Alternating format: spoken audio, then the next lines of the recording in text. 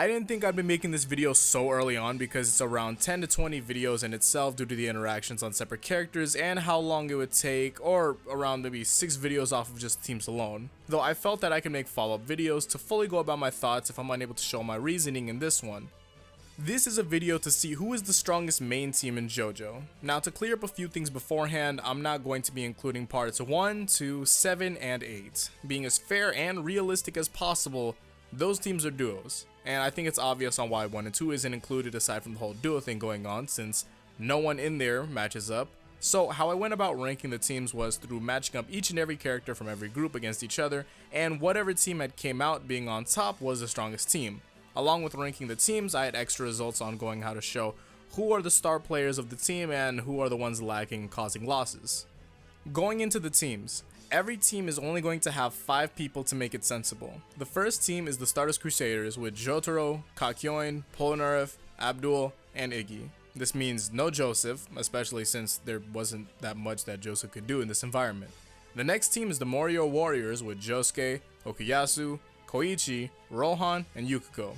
The Morio Warrior account for a lot of the stand users in Morio, but I went with the main ones that we would see and didn't include people like Tonio or Hazmata for the same reason as Joseph.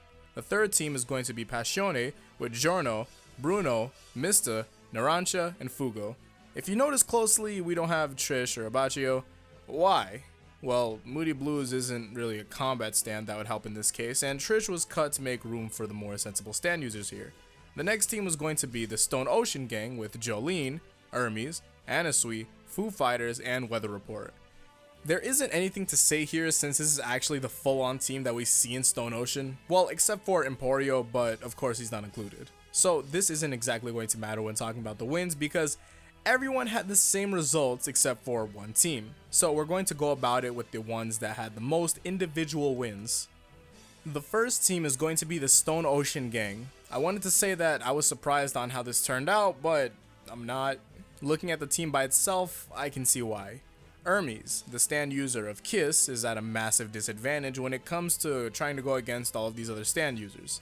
This had ended up with her not getting a single win on anybody. It's not that her stand is bad by any means, it's just that when everyone has an answer to what she does, it's kind of difficult for her to work. Though I will say that the Stone Ocean group has strong characters, especially when you have characters like Weather Report, who is top 5 in wins out of all the characters in these groups, which isn't exactly a surprise when you think about how strong Weather Report can be.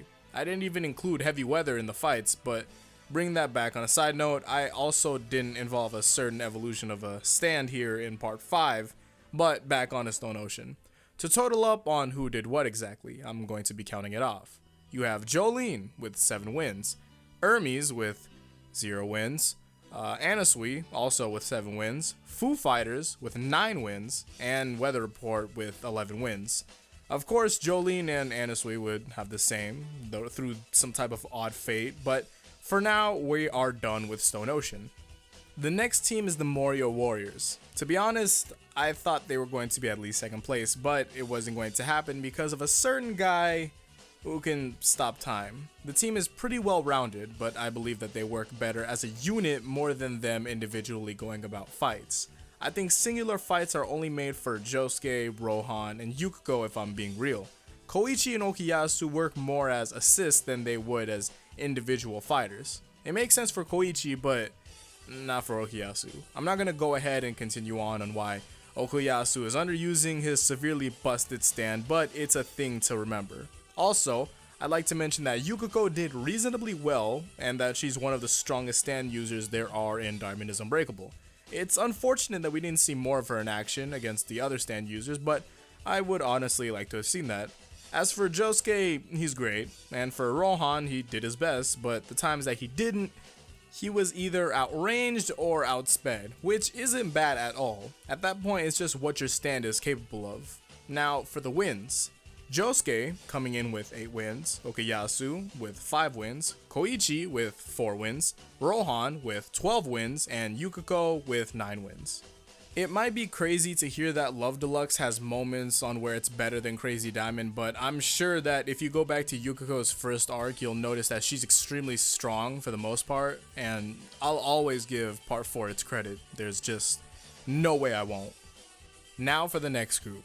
The next group is going to be the Stardust Crusaders. If you're extremely confused on how this exactly came to be, you have to account for the two other members aside from Jotaro, Kakyoin, and Polnareff, which I didn't think would be such an issue for the Stardust Crusaders since they're a team with extremely strong stand users, and especially since they have a person who didn't lose a single match here. I don't think it's that much of a surprise to say that Star Platinum the World at the end of Stardust Crusaders would beat any of the stand users here.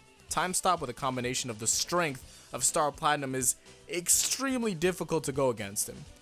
That's why I think that Jotaro with Intent is something that you just don't want to mess with in this verse. Now there's also Polnareff with Silver Chariot being a threat. The thing is with that, I had two battles that involved Polnareff that ended up being neutral and just not a win on either side. It's mostly due to Silver Chariot and him being a stand and a user that is more focused on close combat than anything. And some of the stand users here have abilities where all they have to do is be near you, and if you should have an advantage with Silver Chariot, that isn't the case then. Then there's also Kakyoin who does what he does, but getting to those that had underperformed in the group. Abdul and Iggy just didn't do that well in comparison to the others, but I wouldn't worry about that too much since the only group that didn't exactly have underperformers were the Morio Warriors, and they ended up being below the Stardust Crusaders because of, well, Jotaro. Though I will say that Magician's Red isn't a stand that I would like to have when there's many other options for the stands that the non-JoJo's have. Now for the wins, we have Jotaro with 20 wins, undisputed, the largest amount out of anyone in all these groups. You have Kakyoin with 6 wins, Polnareff with 5 wins, Abdul with 3 wins, and Iggy with 4 wins. They did great, but Jotaro can only carry so much. Now, before we go about the number 1 spot, and I'm sure that everyone knows who that is, I'm going to bring up a duo that many will ask about. I know a lot of people will ask about Johnny and Gyro and how well they would have done, and being as truthful as possible, it's either they would have became the second or number 1 spot, whether or not if I include a form that will definitely make them second place no matter what. Seeing how well an ability like Time Stop did is one thing, but when a phenomena like Spin comes into the picture, and the stands that both Johnny and Gyro would have, you notice that Johnny and Gyro don't need 3 other people. They can just have these two and take on almost all of these stand users, and it's extremely ridiculous. But, you know, part 7 GOAT.